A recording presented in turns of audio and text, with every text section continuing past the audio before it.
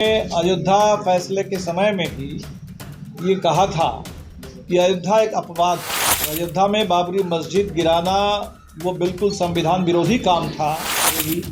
अजमेर शरीफ में भी बिल्कुल इसी तरह की बात आने लगी। इसमें जिसको कल हम देख रहे थे कि रवीश कुमार जी ने कहा कि भारत खोदो अभियान शुरू हो गया। सबको नमस्कार, जोहार। झारखंड का जो जनादेश आया तो सिर्फ झारखंड के लिए नहीं, पूरे देश के लिए मैं समझता हूँ कि बहुत महत्वपूर्ण और लोकतंत्र में भारत के भविष्य को लेकर, संविधान को लेकर के पूरे देश में अभी आशंका है। तो उन आशंकाओं को दूर करने में ये जनादेश काफ़ी मदद करेगा। लोगों का भरोसा देश में और झारखंड में ज़रूर इससे मजबूत होगा, क्योंकि हमने देखा कि भारतीय जनता पार्टी यहाँ सत्ता कब्जा करने के लिए जी तोड़ कोशिश कर रही थी और मकसद तो था कि झारखंड को कब्जा करके अदानी राज थोपा जाए झारखंड के ऊपर। लेकिन इसके लिए जो तरीका उन्होंने लिया था, पूरे झारखंड में झूठ और नफरत का सहारा लिया जा रहा था। वैसा चुनाव, इतना जहरीला चुनाव अभियान हमने तो कभी नहीं देखा था इससे पहले। और इसका जवाब झारखंड ने दिया। जो आदिवासी और मुस्लिम समुदाय के बीच में एक अविश्वास का माहौल पैदा करने की कोशिश हुई, उसका ज़बरदस्त जवाब एक एकता के ज़रिए लोगों ने दिया है। और अभी निर्णायक बहुमत के साथ सरकार बनी है, तो नई सरकार के लिए हमारी पूरी शुभकामना। और हम उम्मीद करते हैं कि सरकार, जैसे पिछले बार सरकार को चलने नहीं दिया जा रहा था, तो ज़रूर केंद्र सरकार भी झारखंड के इस जनादेश को समझेगी। इसका सम्मान करना चाहिए और गवर्नर के ज़रिए सरकार को अस्थिर करने की कोशिश, जो सरकार का हक बनता है एक संघीय ढांचे में झारखंड का, उस हक को छीनने की कोशिश, ये कोशिश बंद होनी चाहिए। झारखंड को अपना पूरा सम्मान, पूरा हक मिलना चाहिए। और झारखंड के अंदर यहाँ के आदिवासियों से, मूलवासियों से, नौजवानों से, महिलाओं से, आम लोगों से जो इंडिया गठबंधन ने वादा किया 7 गारंटी, हम उम्मीद करते हैं कि ये ज़रूर पूरा हो पाएगा। जहाँ तक हमारी पार्टी की बात है, तो इस चुनाव में लंबे समय के बाद धनबाद में फिर एक बार 2 सीट पर वामपंथियों की जीत हुई। ये निश्चित तौर पर खुशी की बात है। लेकिन वहीं साथ साथ बगोदर जैसी सीट, जो 1990 से एक अपवाद को छोड़ दिया जाए 2014 लगातार हम लोग जीत रहे थे, इस बार वो चुनाव हम लोग हार गए हैं। तो कुल मिला के 2 विधायक हैं इस बार। तो पहले हमारे एक ही विधायक थे। तो हम कोशिश करेंगे कि विधानसभा में जो माले की थोड़ी बढ़ी हुई उपस्थिति, विनोद जी की कमी तो पूरे झारखंड को खलेगी, लेकिन उनका अनुभव पार्टी के पास है। और हम लोग कोशिश करेंगे कि विधानसभा के अंदर और बाहर, जैसा हमेशा हमारी शैली रही है, झारखंड के तमाम मुद्दों पर हक की आवाज़, इंसाफ की आवाज़ हम लोग बुलंद करते रहेंगे। विधानसभा चुनाव में वैसे तो भाजपा की ज़बरदस्त हार हुई है, लेकिन उत्तरी छोटा नागपुर के इलाके में अभी भी भाजपा का काफ़ी दबदबा है। हज़ारीबाग ज़िले में या हज़ारीबाग लोकसभा, कोडरमा लोकसभा, इन तमाम लोकसभा सीटों के ज़्यादातर असेंबली सेगमेंट पर बीजेपी का कब्जा है। पलामू प्रमंडल में भी बीजेपी की अभी भी ठीक ठाक पकड़ है। पूरे झारखंड के तमाम बड़े शहर, रांची से लेके धनबाद, जमशेदपुर, हज़ारीबाग, सभी लगभग बड़े शहरों पर भाजपा का कब्जा है। और इसीलिए सिर्फ सत्ता में आने से रोकना नहीं, बल्कि भाजपा का जो राजनीति है, उसकी जो झूठ और नफरत के पूरे लगातार उनका अभियान चलता रहता है, उस अभियान को कमज़ोर करना, उसको शिकस्त देना, समाज में भाजपा को और अलगाव में डालना, विचार के मोर्चे पर उसको पीछे धकेलना ये ज़रूरी है और हमारे लिए ये प्राथमिकता है। इस पर हम लोग काम करेंगे। अभी कुछ ही दिन पहले मासस और वाले के बीच में जो एकता बनी, तो अभी इसका पूरा एक सांगठनिक विस्तार होना है। राज्य सम्मेलन की ओर हमारी पार्टी बढ़ेगी। तो मोटे तौर पर इन्हीं विषयों को लेकर के कल साथियों से बातचीत हुई है और इस जो 2025 का साल होगा, कॉमरेड महेंद्र जी की शहादत के 20 साल पूरे हो रहे हैं। कॉमरेड गुरुदास चटर्जी की शहादत के 25 साल पूरे हो जाएंगे। बिरसा की जयंती 150 साल। झारखंड बने हुए अगले साल 25 साल पूरे हो जाएंगे। तो झारखंड के लिए और झारखंड के अंदर हमारी पार्टी और वामपंथी आंदोलन के लिए एक ऐतिहासिक मोड़ पर हम लोग हैं और पूरी कोशिश हम लोग करेंगे कि पार्टी और मजबूत हो, वामपंथी आंदोलन और तेज हो। जहाँ तक राष्ट्रीय परिस्थिति की बात है तो दो चार और महत्वपूर्ण मुद्दों पर हम दो चार बात रख लेते हैं।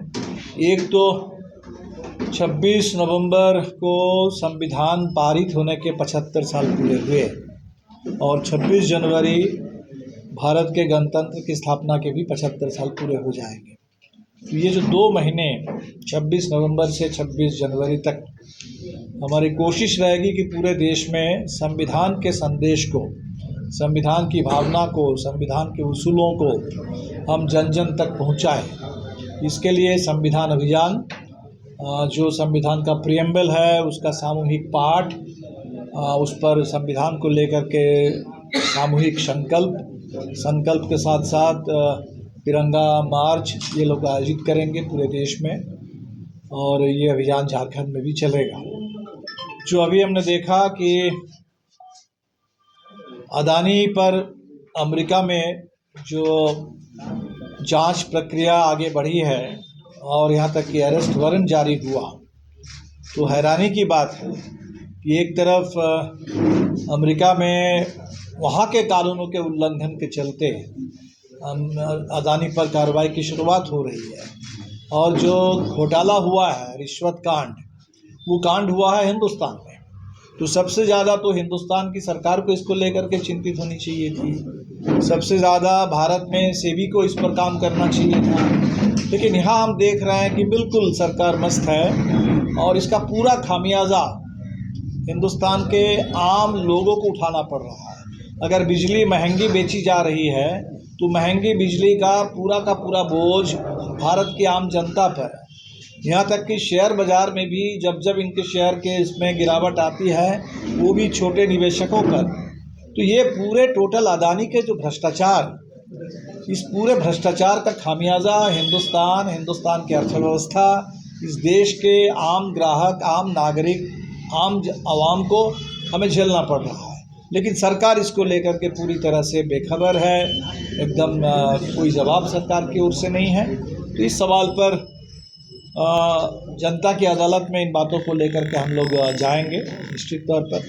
दूसरा हम एक देख रहे हैं कि सुप्रीम कोर्ट ने अयोध्या फैसले के समय में भी ये कहा था कि अयोध्या एक अपवाद है। तो अयोध्या में बाबरी मस्जिद गिराना वो बिल्कुल संविधान विरोधी काम था, बहुत बड़ा एक अपराध था कानून की दृष्टि में। बावजूद इसके अयोध्या पर सुप्रीम कोर्ट ने ये फैसला सुनाया था इस उम्मीद के साथ कि इसके बाद देश में ऐसे मसलों पर पूरी रोक लग जाएगी। और जो 1991 का कानून है प्लेसेस ऑफ रिलीजियस वर्शिप, तो तय था कि 1947 के 15 अगस्त जो प्लेस ऑफ वर्शिप, उपासना पूजा स्थल, जिसका जो चरित्र था, जो पहचान थी, मंदिर था तो मंदिर, मस्जिद है तो मस्जिद, गुरुद्वारा है तो गुरुद्वारा, गिरजाघर है तो गिरजा, उसमें कोई बदलाव नहीं होगा। ये साफ साफ देश का कानून कहता है, सुप्रीम कोर्ट ने कहा है।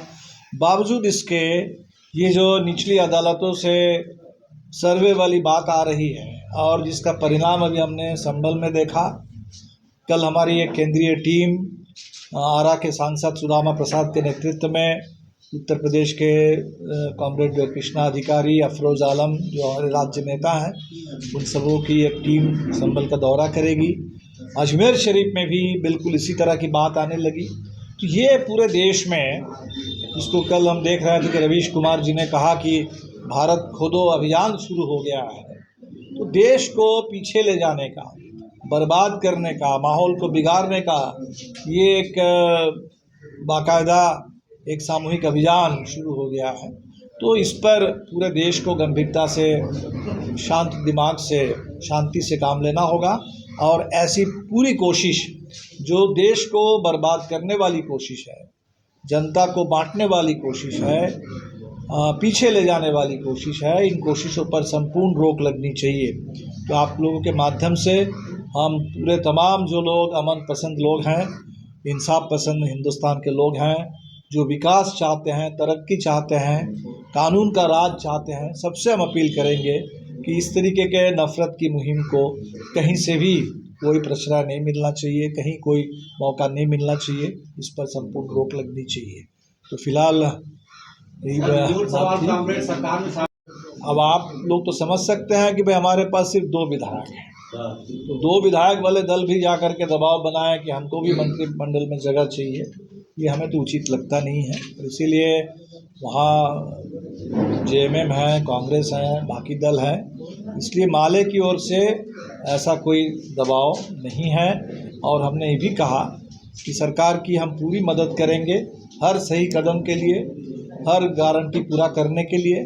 और जैसे हमने कहा कि सरकार तो एक मोर्चा है, लेकिन संघर्ष एक बहुत बड़ा मोर्चा है, समाज एक बहुत बड़ा दायरा है। तो उस समाज में गलत विचारों के खिलाफ, नफ़रत के खिलाफ, झूठ के खिलाफ, कॉरपोरेट लूट के खिलाफ आंदोलन को तेज करना, जनता को एकजुट करना, ये बड़ा काम है। और माले के लिए वो मेरे ख्याल से प्राथमिक मोर्चा है, प्राथमिकता वहाँ है, और दोनों मिला करके हम देखते हैं। इसीलिए सरकार को हम समाज और संघर्ष से अलग करके नहीं देखते। मंत्रिमंडल का ऑफर भी नहीं आया था। ये तो आप लोग बेहतर जानते होंगे हमसे। नहीं, कल हमारी बात तो ऑन रिकॉर्ड की बात होनी चाहिए कि आपको आया है कि नहीं ऑफर? मेरी जानकारी में कोई ऐसा ऑफर नहीं है। अच्छा, अगर आता है सर अभी भी नहीं, हमने तो कहा है कि हमारे पास सिर्फ 2 विधायक हैं, हमें नहीं लगता है कि हमारे लिए अभी वो जिम्मेदारी संभालना इस तरह की ताकत अभी है नहीं। जिस दिन माले के पास वैसी ताकत हो जाएगी, हमारे पास भी 8-10 विधायक की टीम होगी, ज़रूर हम लोग उस जिम्मेदारी को भी सर, एक चीज़ जो लेफ्ट के बारे में देखा जा रहा है, जैसे बिहार में आप काफ़ी विधायक थे, बिहार में भी आप लोगों ने ये स्टैंड लिया। तो एक बात जो हम लोगों को दबे जुबान में दूसरी पार्टियों की तरफ से आया कि मालिक कहीं ना कहीं जिम्मेवारी लेने से बच रहे हैं, क्योंकि आप हम उससे कर रहे हैं, लेकिन जिम्मेवारी नहीं लेंगे, क्योंकि अगर आप मंत्री बनेंगे तो ज़्यादा अच्छा सर्व कर सकते हैं। तो ये सरकार से दूर रहने वाली क्या बात है? ये कोई सरकार से दूर रहने वाली और जिम्मेदारी से भागने वाली बात बिल्कुल नहीं है। जिम्मेदारी को जो लोग सिर्फ ये समझते हैं कि हमको जा कर के कोई एक मंत्रालय लेकर के संभालना चाहिए, हम इतने सीमित दायरे में उसको नहीं समझते हैं। हम व्यापक समग्रता में इसको समझते हैं कि हमारी जिम्मेदारी है संविधान और लोकतंत्र को मजबूत बनाना। हमारी जिम्मेदारी है झारखंड की जनता की जो उम्मीद है, उन उम्मीदों पर खड़ा उतरना और उनके हक की लड़ाई को आगे बढ़ाना। इस काम को हम लोग करते रहेंगे। उसमें सरकार एक मोर्चा है, जब मौका मिलेगा तो सरकार के माध्यम से भी उस काम को आगे बढ़ाएंगे, और जब तक वो स्थिति नहीं है तब तक दूसरे तरीके से और सरकार के साथ सहयोग, सरकार के साथ बल्कि एक संवाद स्थापित करने का। हम जन आंदोलन की पार्टी है, तो जनता के आंदोलन, जनता की उम्मीद और सरकार, इसके बीच में और बेहतर संवाद हो, इस संवाद के लिए हम उसमें सेतु का काम करेंगे। माले के जो 2 मूल नेता थे दोनों हार गए, मासस के जो 2 मूल दोनों जीत गए। तो मूल तो हमें पहली बात तो अब मासस नहीं है, मासस माले है। हाँ, लेकिन वो मासस प्रकार से पहली बात हम ये कह रहे हैं कि जब मासस में थे तब जीते नहीं थे, तब 2 सीट नहीं जीते थे। माले में शामिल हुए, बड़ी एकता बनी, इंडिया गठबंधन का भी पूरा समर्थन मिला, हम दोनों जीते हैं। इसीलिए हम तो इस रूप में देखते हैं कि हमारे 4 उम्मीदवार थे, और ये अफसोस की बात है कि वहाँ एक सीट पर जेएमएम ने भी अपना उम्मीदवार वहाँ रख दिया था, और उसके चलते संपूर्ण तालमेल नहीं हो पाया। तो 4 तो गठबंधन के हिसाब से कहिए तो 3 में 2, 3 में 3 अगर होता, 100% स्ट्राइक रेट हो जाता तो और अच्छा बेहतर रिजल्ट होता। वो हुआ नहीं। चुनाव में हार जीत रहती है, और बगोदर में जो भी हार हुई है उसको अगले चुनाव में हम लोग जीत में तब्दील करेंगे, और बगोदर की जनता से और घनिष्ठ रिश्ते उसको निभाते हुए हम लोग सर एक छोटा सा एक लाइन में क्लैरिटी कर दीजिए ताकि कोई कंफ्यूजन ना रहे कि इवन इफ सरकार आपको अगर बोलती है कि आप ज्वाइन करें, आप 2 विधायकों के साथ ज्वाइन नहीं करना चाहते हैं। 2 बहुत ही कम संख्या है हमारे हिसाब से, और हमें नहीं लगता है कि आप जैसे कह रहे हैं, तो सरकार है अभी उसमें जेएमएम के पास बहुत सारे विधायक हैं, कांग्रेस के पास विधायक हैं, तो सरकार के पास तो मेरे ख्याल से हर एक मंत्री इसके लिए पद के लिए काफ़ी दबाव होगा। इसीलिए हमें लगता है कि सब लोग खुश होंगे कि भाई कम से कम माले की ओर से इस मोर्चे पर कोई दबाव नहीं है। लेकिन कोऑर्डिनेशन कमेटी बनेगी तो उसमें आप हाँ बिल्कुल, कोई कोऑर्डिनेशन कमेटी, हम तो चाहते हैं कोऑर्डिनेटेड ढंग से काम हो, पूरा एक जो 7 गारंटी है उस पर समयबद्ध ढंग से काम हो, लागू हो, और जो भी जनता की शिकायतें हैं वो तमाम शिकायतों पर सुनवाई हो, उस पर काम हो। सरकार का उपयोग कैसे होगा संगठन में, कैसे उनका उपयोग करेंगे? किनका? विनोद जी का। विनोद जी हमारे पॉलिट ब्यूरो के मेंबर हैं, नेता हैं, और हर संभव तरीके से उनका उपयोग होगा। वो हमेशा पूरे झारखंड की माले में एक आवाज़ के रूप में विधानसभा में काम करते रहे हैं, और अभी भी पूरे झारखंड लेवल पर पहलकदमी लेते रहेंगे। दीपांकर जी, एक सवाल है, क्या बोर्ड निगम में आप लोग का दावा रहेगा? अभी हम लोग देखेंगे उस पर, मान लीजिए हमने कहा कि दावा, देखिए हम लोग तो चुनाव में था, चुनाव में भी सबसे कम सीटें माले को ही मिली लड़ने के लिए कायदे से, तो और ज़्यादा सीट अगर माले को मिलती तो हमें लगता है कि थोड़ा और बेहतर चुनाव परिणाम भी हो सकता था उत्तरी छोटानागपुर के इलाके में। इसीलिए इसको लेकर के कोई दावा जताने वाली बात नहीं है, जिम्मेदारी पूरा करने वाली बात है, और जो भी सामूहिक ढंग से तय होगा तो हमारे साथी उसको निभाएंगे। सर, देश का जो मूल मुद्दा है, क्या उस पर ध्यान भटकाने को लेके ये मंदिर मस्जिद का मुद्दा देश में उछाला जा रहा है, आपको लगता है सर? नहीं, निश्चित तौर पर पूरे देश में इस समय जो बेरोजगारी है, जो आर्थिक संकट है, जो महंगाई है, लोगों के लिए जीना दूभर है इस समय। और वहीं आप देखेंगे कि चुनाव में क्या मुद्दा, अब झारखंड को ही लीजिए, अगर बीजेपी के हिसाब से झारखंड की जनता चलती तो झारखंड के चुनाव का मुद्दा क्या होता? बांग्लादेश बांग्लादेश बांग्लादेश कर रहे थे। अब झारखंड का चुनाव झारखंड के मुद्दे पर नहीं होता, और बांग्लादेश का जो हवा खड़ा किया गया उस पर होता। लेकिन झारखंड की जनता को मैं इसलिए बार बार सलाम करता हूँ कि जनता ने इतनी जागरूकता और राजनीतिक परिपक्वता का परिचय दिया कि बीजेपी का जो पूरा प्रचार था वो प्रचार सिरे से खारिज हो गया, और झारखंड के मुद्दे पर लोगों ने वोट किया। सर, बिल्कुल इसी तरह पूरे देश में ही लोग ये चाहते हैं। हाँ, और कोई सर, एक और मेरा सवाल ये है कि चूंकि आप